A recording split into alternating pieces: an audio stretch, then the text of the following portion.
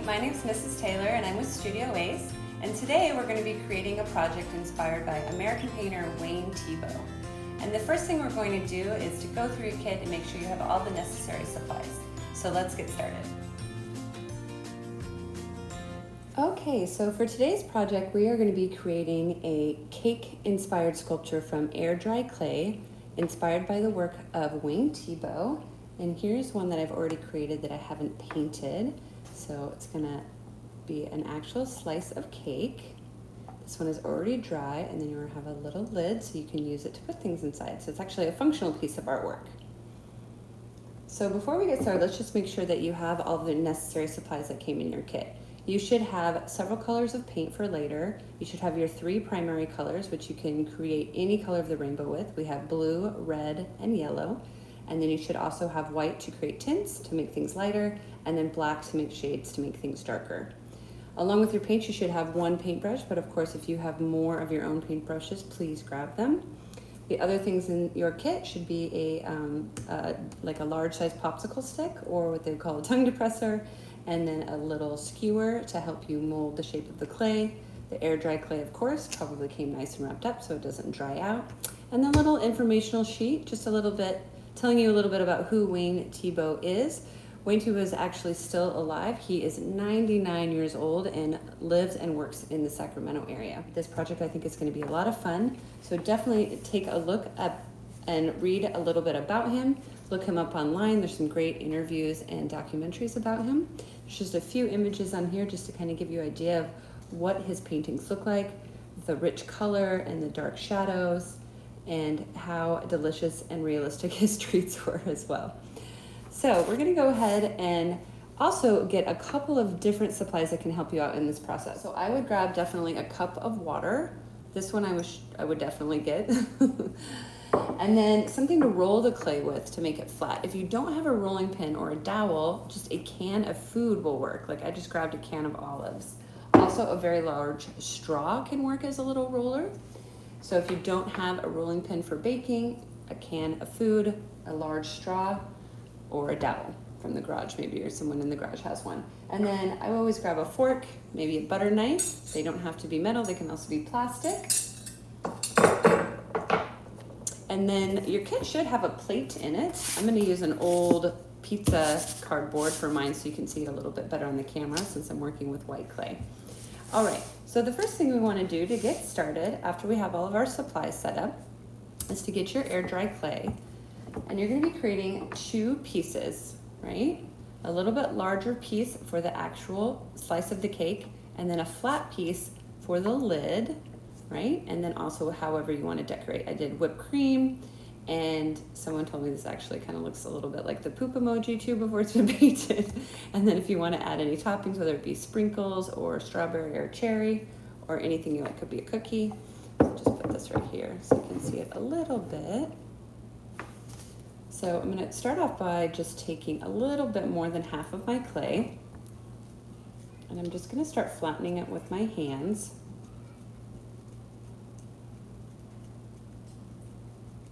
And get it starting to kind of look like a thick pancake.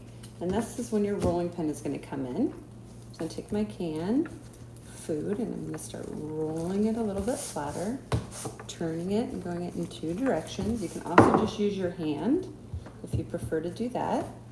Make sure you're working on a surface that it's not going to stick to, like paper or cardboard. I'm going to use the straw because it's a little bit smaller. Just wanted to show you a couple of different options of how you can get something to be flat.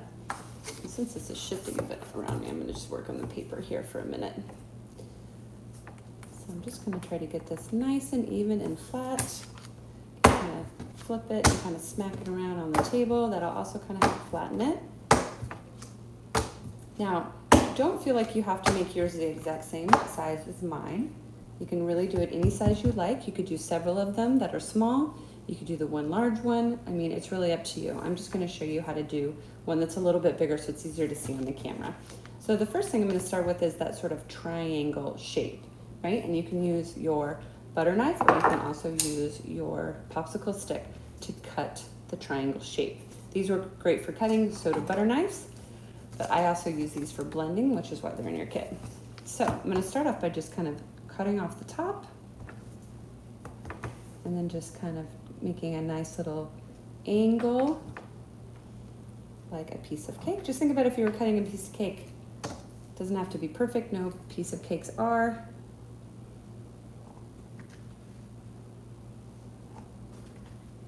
That looks pretty good. All right, so now you can see how I have kind of these rough edges sticking out. This is when the water is going to come in handy. I'm just going to dip my finger in the water. I'm not going to use very much because it'll get really soupy. And then I'm just going to use the little tiny bit on my finger. You can kind of see how it's already smoothing out. I'm going to also use my popsicle stick, and then you don't get those rough edges.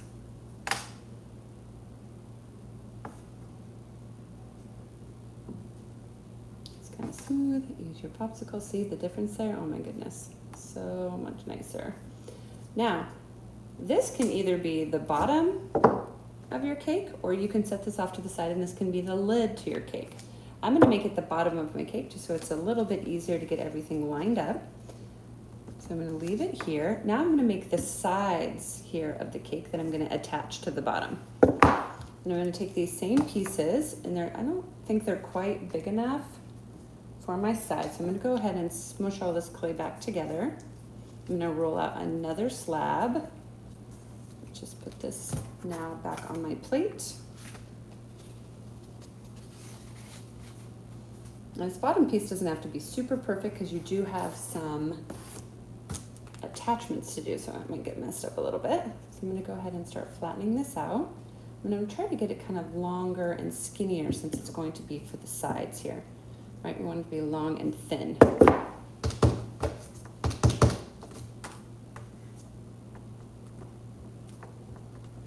Like I said, you can use a thicker straw, or you can use a can of food, or you can just use your hands.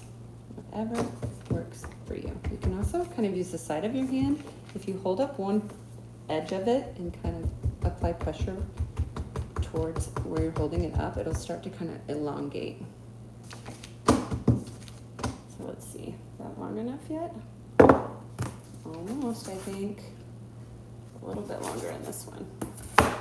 Maybe smack it around a little bit. That's probably good. I'm gonna go ahead and cut this one in half so I have two sides to my cake. Now, it's really important that these sides are the same height. And I can already tell that one's a little bit taller, but that's okay because we're gonna be cutting off this round edge right here.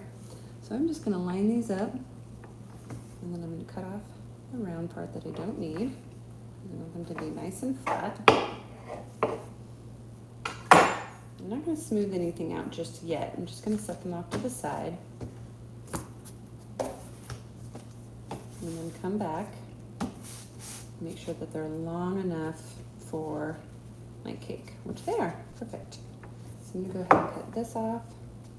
I don't need that one anymore.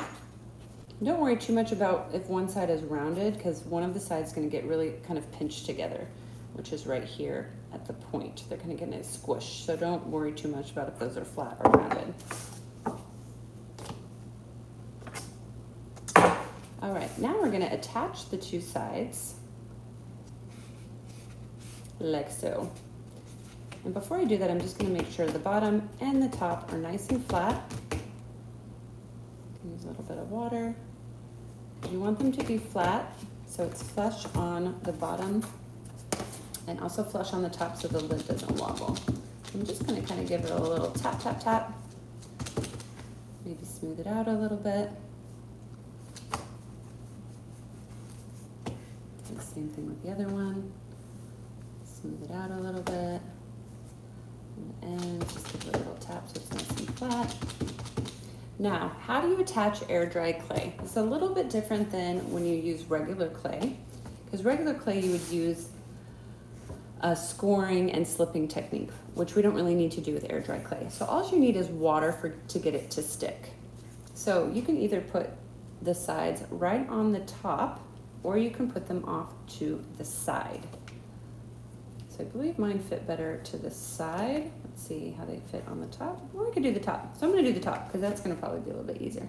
So I'm gonna dip my finger in water and put a little bit of water right here. And you could even use your fork to kind of score it a little bit if you're worried about it sticking. I'm gonna put it right on top. And it's gonna be kind of flimsy in the beginning because the clay is really soft. So that's when your popsicle stick is gonna come in really handy. Let me turn it around so I don't get my head in the picture here. I'm just gonna use my stick to smooth out the edge to get them to kind of lay flat and connect a little bit better. And if you were to see it from the side, you can kind of see that line right there, right? So just take your popsicle stick, and I would do this on the board, obviously. I'm just doing this so you can see it better on the camera. And you just kind of push a little bit of the clay from either side to kind of mix together so there's no line anymore.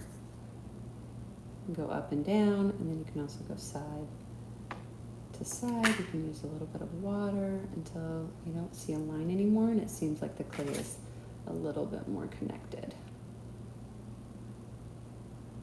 All right, so you're gonna do that for both sides, right? So we're gonna do that for this side as well. Make sure you put it in the same place. I put mine on top. Notice how it's nice and stuck now. So now I'm gonna do the same thing on this one. Okay, make sure you flatten it out on both ends. Put a little bit of water on there. Score it just a little bit with your fork if you want, but don't have to. Make sure it lines up. Okay, and then you'll notice you're gonna have a little bit of clay left over on the edge. So you can start off by kind of smushing it together if you want a really pointy piece of cake, or you can cut a little bit of that excess off. Okay, and then same thing. You can see how there's like a line there. It's a little bit of a disconnect. So just kind of pinch it. Use a little bit of water. Use your popsicle stick. And at this step, you can also use the cool little skewer. You can kind of get that in the inside, kind of help it connect a little bit better. Just like that. So at this step, you just want to make sure that everything looks connected. Everything's nice and smooth. Everything's sticking. It's nice and flat on the top. You're going to do exactly the same thing for the back of the cake, so everything is nice and even.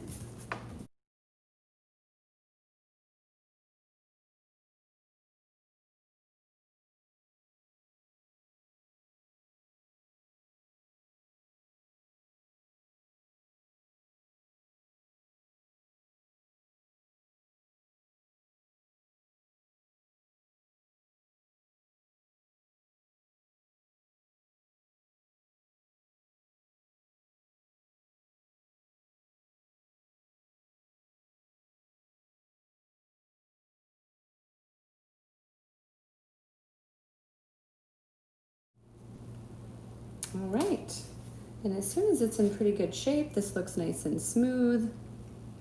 You're just going to kind of put this off to the side while you make your lid.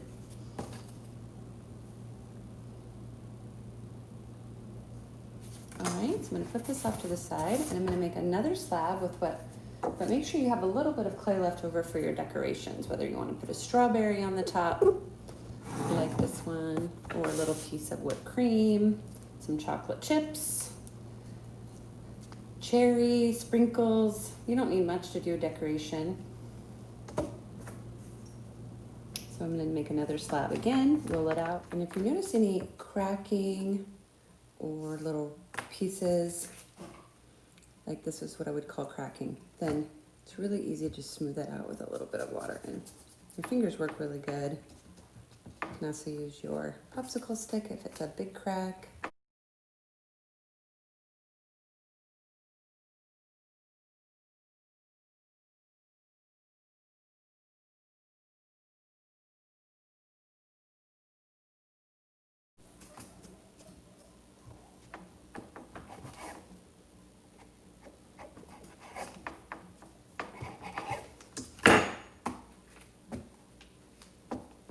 Okay, that looks a little bit better there. You can always shape the corners a little bit. Add a little bit of water, smooth it out on the side. The corner is nice and smooth. Okay, I'm going to do a little bit more smoothing, but I just want to make sure it fits on the top. There we go. There we go. Now it's fitting. Great. So now I'm going to just go ahead and get a little bit more love to this top here. A little bit of water. This clay does dry pretty quick, but it's pretty workable for the entire time you're making, as long as you don't walk away. If you do need to walk away, you need to take a break, you have an errand to run or whatever it is that you need to do, just make sure that you take it off the cardboard and put it back in the plastic wrap. So it has plastic on the bottom and plastic on the top, like it's totally inside the bag, and then it won't dry out.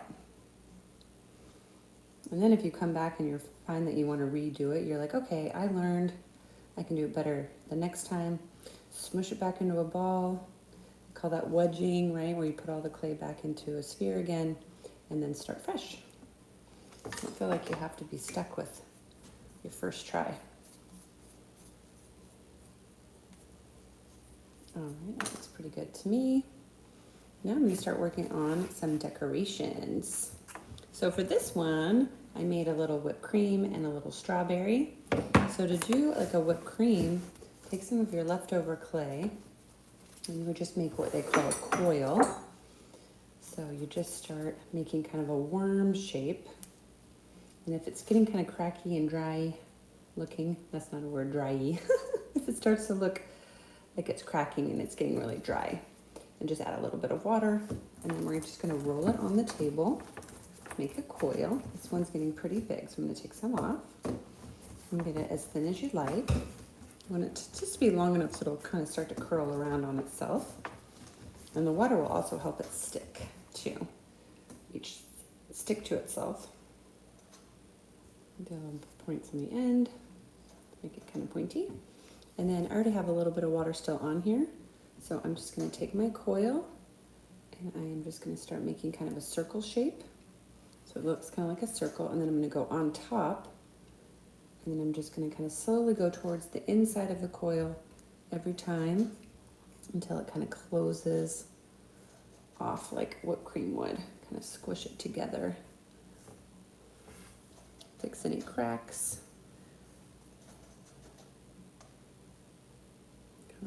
Push it into there, and then you can always put a little piece of fruit or whatever shape it is that you feel inspired by.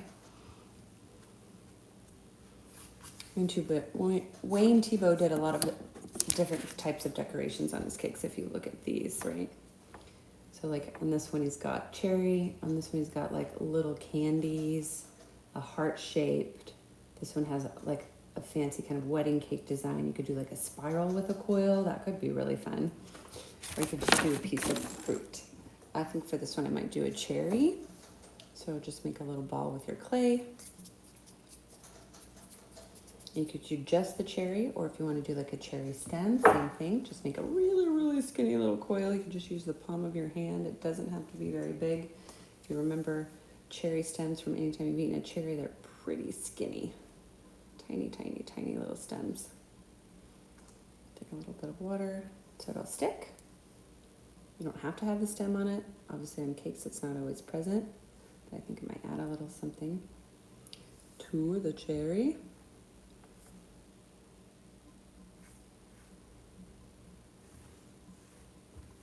I'm gonna leave the stem on there just for decoration. I think it looks kind of neat. If you want to do anything else, there'd be like little chocolate chips or little pieces of candy.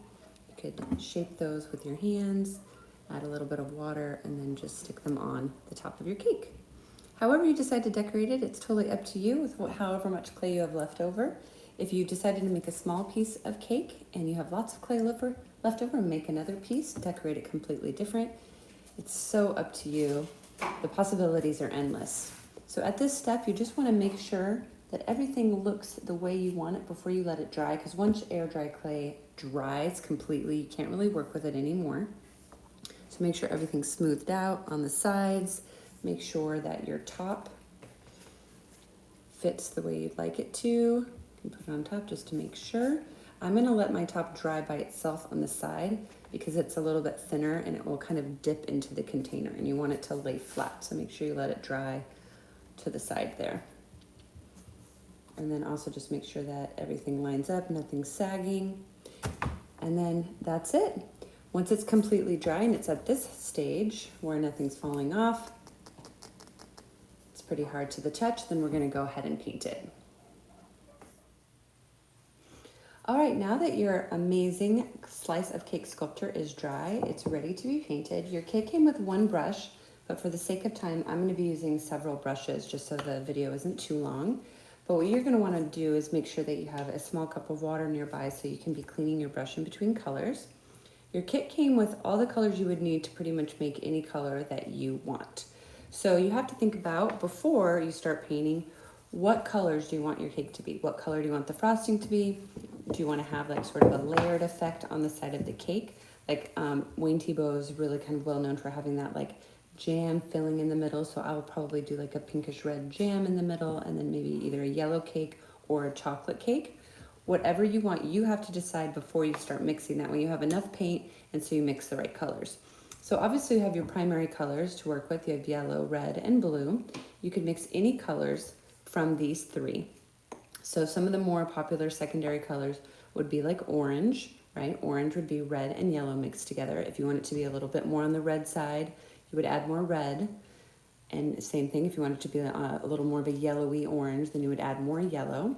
If you're looking to make a green, then you would be mixing yellow and blue. And then same thing, depending on if you want it to be more on the blue side or more on the yellow side, then you would add a little bit more of that color. It's gonna make anything lighter, right? So if you want a tint is what they would call that. So like say you wanna make pink for pink frosting or pink cherry, then you would just add your white to your red. And then if you wanna make anything darker, like you want a deep, rich red to maybe make one of those shadows like he has on some of his cakes. Like if you look on this cake right here, how he has those dark shadows under the cherries. Then you would just add a little, just the tiniest bit of black to your red, because black goes really far. And don't add too much, otherwise it'll just look black. And then last but not least, your other more popular secondary color would be violet, or as some people call purple, and that would be your red and your blue. Just be careful when mixing that you don't add too much blue right at the beginning, otherwise it'll be so dark it won't even really look like purple. I think the biggest color that I have students ask about the most that they have struggle creating themselves is brown. And I think brown is definitely an important one for this project, especially if you want to make something that looks chocolate, whether it's a chocolate cake or a chocolate frosting, depending on what sort of decoration you put. So you want to get something to mix your paints on so you're not dipping into these cups and then kind of making it to where you don't have your base color anymore. So I'm just going to use an old lid. This is just from like a cheap Tupperware that I have. One that if I can't get the paint off again, it wouldn't be the end of the world, but a paper plate is really good, or if you have your own paint palette. So you want to pull out a little bit of paint and put it in the middle for mixing. I'm going to just show you how to mix brown for right now. And to make brown, you're going to need a little bit of all of your primary colors. So a little bit of blue, a little bit of red, and a little bit of yellow. So I'm going to start with my blue, and I'm just going to put a little bit here on the side. And then of course you would want to wash your brush right away. I'm not going to do that for the sake of time, so I'm just going to get another brush so it's clean. And I'm going to get a little bit of red, put it here off to the side. And then a little bit of yellow. And I'm putting them off to the side here because I may not need all of that, and then I can use those to mix more colors as I get to painting. So if I dip into these, that's not that big of a deal, but if you want to pull a little bit out with your cleaner brushes and not mix them, that is your preference. I'm going to take a little bit of blue, a little bit of yellow. I'm going to be mixing all these colors. A lot of painters don't do that, but I have all of these solid colors here, so I'm not too worried about it. And then I'm just going to mix with my brush. You could use your popsicle stick if you want to, but I think a brush is just as easy. And see how it's already getting really dark and looking like brown. And if it gets too dark too fast, you may have added too much blue to start. This is a pretty dark, like this would be dark chocolate. So I'd probably definitely use more yellow, which is why it wasn't a big deal that I dipped into that. And maybe just a tiny bit more of the red. And you'll find yellow is what's going to really help make this a lighter brown. But pretty cool, right? Brown's pretty easy to make. And you can even test it to see how it looks if you want, like on a piece of paper. This one's pretty dark, if you can see it on the camera. So if you wanted a little bit lighter of a brown, I would definitely go in and add some more yellow. So I'll go ahead and do that just to see if it'll show up on the camera a little bit better. And then of course you could always add white if you wanted it to be like a lighter, light brown. I want like a chocolatey brown. And that's how you make brown. So now let's go ahead and start painting our cake. I wasn't actually going to be using chocolate on mine. I just wanted to show you on the camera because that's a color that students always ask about. I'm actually going to do the yellow cake with the jam frosting in the middle. So I'm going to start with the yellow, and I'm just going to paint that directly on. Although I do want a little bit of shade, so I'll add that in as I go. So this is a pretty bright yellow, right? This is not necessarily what a yellow cake would look like. So you could add a tiny, tiny bit of black or even a tiny bit of red to kind of add a little bit of a shade to it, so it's not such a bright yellow. I have this brown mix, so I might add a little bit of that to my yellow. Black or brown, either one of those work for this, what we're doing right now. I'm just gonna mix that with my yellow, because cakes have different shades and tints. Most things do, unless they're kind of more on the cartoony style. This is kind of pop art style, so you can just go with the bright colors if you like, but Wayne Thiebaud is really known for his use of shadow, so if you want to try to challenge yourself and add that in here, I think that's a great idea.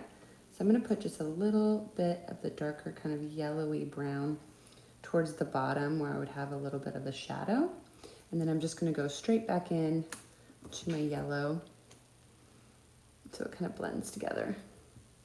And I'm not going to do the jam filling until this dries, because we don't want to mix the colors and then the jam wouldn't even really show up. So I'm going to put that bright yellow on there. It spreads really easy. And you can go much slower. I'm trying to kind of speed things up just for the sake of time. I want you to have more time to just focus on your art. And maybe I'll add a little bit more of this shade, so it has a little bit more dimension to it. And then maybe a little bit of water helps your color spread too. So if it's drying on you too quickly, just add a little bit of water, and that will kind of help it spread and get a little bit more depth with the shading and the different yellows. Now this is just one coat, so if you're not happy with it, you can always go back in after it dries and do it again. Don't feel like you're ever stuck with one color. It's a beautiful thing about acrylic paint is once it dries, you can kind of just paint over it. I'm gonna try to get this to blend a little bit better for the shadow. Kind of get that more Wayne Thiebaud shadowy feel. I might need to let it dry just a little bit so it doesn't spread so much. So I'm going to come back to this once it's dry. Now for the inside of the cake, you can really paint it any color you want. It could be a fluorescent color, it could be black, it could be white. You could do the same color as the actual cake. I'm going to leave that up to you. I'm going to try to do a little bit of shading on the top of my cake as well. So now I'm going to do my strawberry. So my strawberry is red, yes, but is it this bright of a red? I think it's a little bit deeper. I'm going to take a little bit of red onto my little mixing palette here. Okay, always clean your brushes or put them in water when they're not being used so they don't dry out. I'm going to take a tiny, tiny bit of black, and I'm going to add it to my red to kind of create a shade. I never add too much black to start because it spreads really, really fast. Oh, see, I'm already getting a nice deeper red with just that tiny, tiny bit of black that I added. Makes such a difference. All right, and then I'm just gonna start painting my strawberry. Try not to get it anywhere that I don't want it. And then you can try not to push it into where the seed, where I painted the little seeds, or you can come back and you can try to paint the seeds later.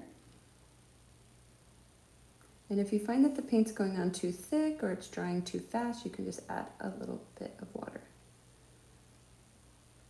So I'm really happy with this color of red.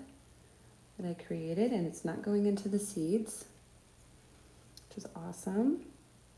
And I did accidentally just get it on the top of my cake where I don't want it, as you can see right there. Totally not a big deal depending on what color frosting you're going to add in. I'm going to be doing a tint of white, so it may not cover that up, but usually with acrylic paint, once it's dry, you can cover it up with just about any color. But if you're worried about it, oh, look. Don't do that, I just did it again. You can take a little paper towel or tissue or even just a clean wet brush and add water to that, and it should come right off. Add a little bit of towel here. Add a little, oh see, came right off. Add a little bit of water, and look at that, came right off. I'm actually gonna get this paint off first.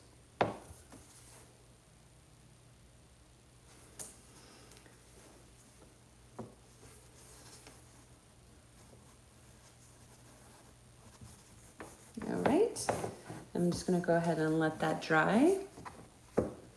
See, it didn't get into the seeds, and a lot of this is gonna get covered up. You wanna make sure you're doing one color at a time, doing the shadows, the shades, the tints. If you wanted to have those deep shadows like Wayne Thiebaud, adding those in, letting it completely dry before you switch colors, especially because I'm gonna be doing white, then it's going, I don't wanna mix it, it'll just be kind of pink.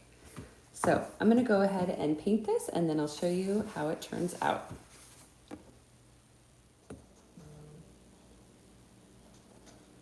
So I went ahead and finished my strawberry, and I got quite a bit on where the frosting is going to be, so I definitely need to let this dry before I paint the lighter color on top. So I'm going to go ahead and go back to my slice of cake that I showed you before, and I'm going to do that little jam middle. So I'm going to take the red again and add just a little bit of black, so it's not super just straight out of the bottle bright red.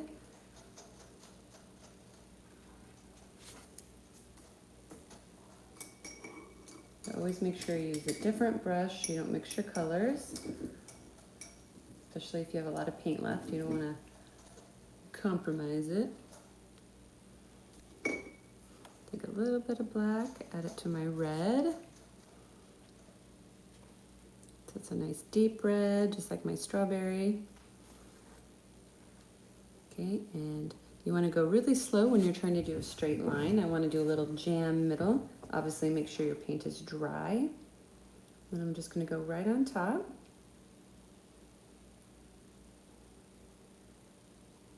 You really want to go slow if you're trying to get a really thin layer. And if you painted, like say you did a chocolate cake instead of a yellow cake and you want to have sort of a filling showing, you might want to leave that like a little bit of a line in the middle white. And if you forgot to do that and you just painted it more of a chocolate color and you wanted to have a jam middle and it won't really show up on top of the brown, you can also just first paint a little white line right here. And then once that white line is dry, you can go back on top of the white with any color you want. It'll show up nice and bright. It's a little painter's trick. And if you find that you've gone too thick, which I feel like I have right there, before the paint dries, you can just take a little paper towel or even your fingernail, and you can kind of get rid of some of the paint. And if you find you take too much off, which I just did, and it's taking out the yellow too, that's okay, because I can just go back in with the yellow. Add a little tiny bit of the red again. Make sure you go all the way around on both sides. Just showing you one side for the sake of time here. And then once this is dry, I'm going to go back over it with the yellow one more time. And notice how I've got a nice little bit of a shadow, very much like Wayne Thiebaud. And the yellow isn't all super bright, like right out of the bottle, because I added a little bit of shade to it. And that's really what your goal is. So I'm going to go ahead and go back to the top again. And I think it's dry enough now. So I'm going to make a little bit of a pink frosting. Oops, my brushes are falling out of my cup of water here. Make sure you clean your water every so often when it starts to get murky and kind of muddy looking. I'm going to take just a tiny bit of red. Maybe use a cleaner brush for the white here.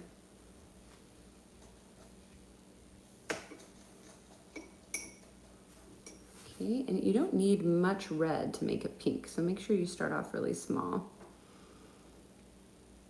Mix it up really good so it's not streaky. I just want a really pale, pale, pale, pale pink, almost white, real light pink. I'm gonna kind of blot some of the paint off before I start painting. Make sure that my strawberry is dry, and then just go really slow.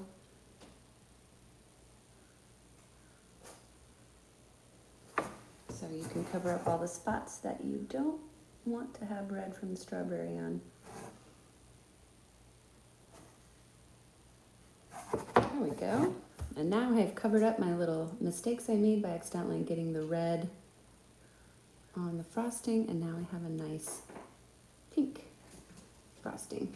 And then I'm probably just gonna paint my whipped cream white, and then I'll be done. So I really hope that you enjoyed this project and that you were able to mix all the colors that you're interested in.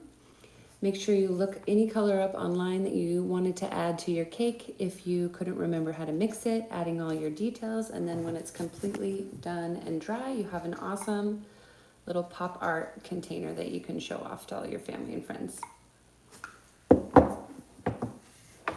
Thanks for making art with me.